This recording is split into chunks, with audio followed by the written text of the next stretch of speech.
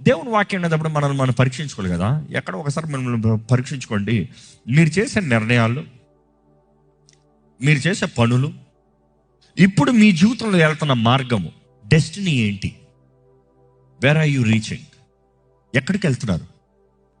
ఎక్కడికి వెళ్తున్నారు? ఏం చేస్తున్నారు? ఏంటి మీ నిర్ణయాలు ఏంటి? కొంతమంది అంటారు, నేను ఏ నిర్ణయాలు చేయలేదండి. జాగ్రత్త. ఏ నిర్ణయాలు చేయని వారు ఎలా ఉంటారు తెలుసా?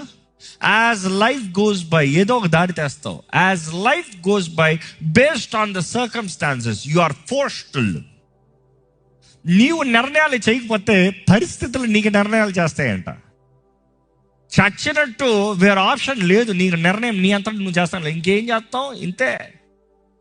ఎందుకంటే నువ్వు చేసిన ఒక్క తప్పు ఏంటంటే, ఏ ఒక్క దృష్టితో నిర్ణయం లేకుండా చూద్దాం చూద్దాం చూద్దాం చూద్దాం అని నడిపిస్తావు బ్రతుకుని. దేవుని వాక్యం చూసినప్పుడు బైబిల్ సేస్, ఈరోజు మనకు అనుగ్రహించబడింది దేవుని కృప.